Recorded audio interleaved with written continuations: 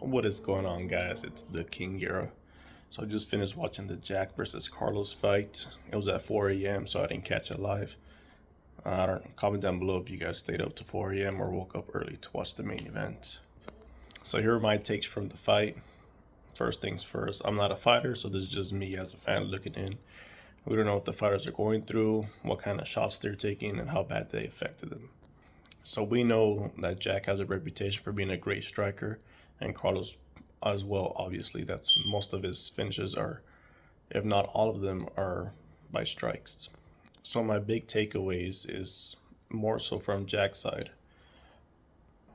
His offense was kind of limited. It looked like he was only using his boxing. He threw a few leg kicks in the first round, but after that he stopped. He had some success in the wrestling, so he kept trying to go back to that. But Carlos was definitely in the takedowns pretty well, and he was hurting him in the process. I think a very big factor, and especially with strikers like Carlos, I was trying to say his last name.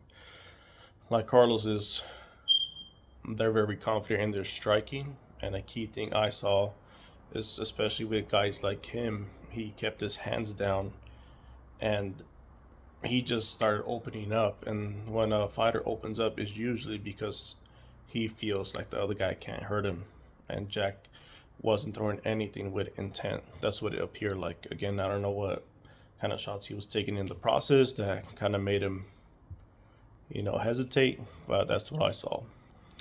Jack stopped throwing leg kicks, which again, Carlos is a striker, so if he would have continued with the leg kicks, maybe would have mitigated some of his movement.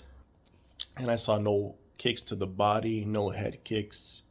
And that's basically what I saw. Carlos felt like, this guy can't hurt me. I can open up and start taking over.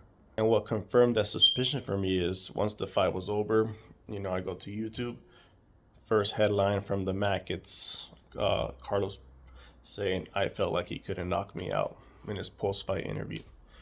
So I feel like if Jack would have threw, some kicks to the head, it would have forced him to bring his guard up, maybe. And if he would have blasted some kicks to the body, to the head, throw some shots with intent, he felt like he could hurt him, the fight would have gone a different way.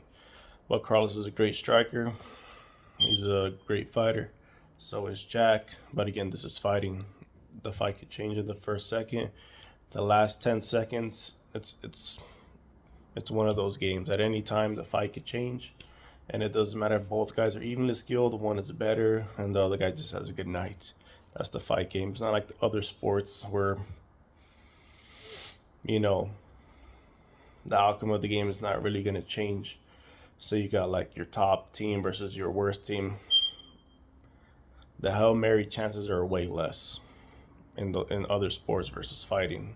All it takes is one shot, one injury before camp, one injury during camp, before the fight, a bad weight cut, and it can affect the whole outcome no matter how skilled the fighter is.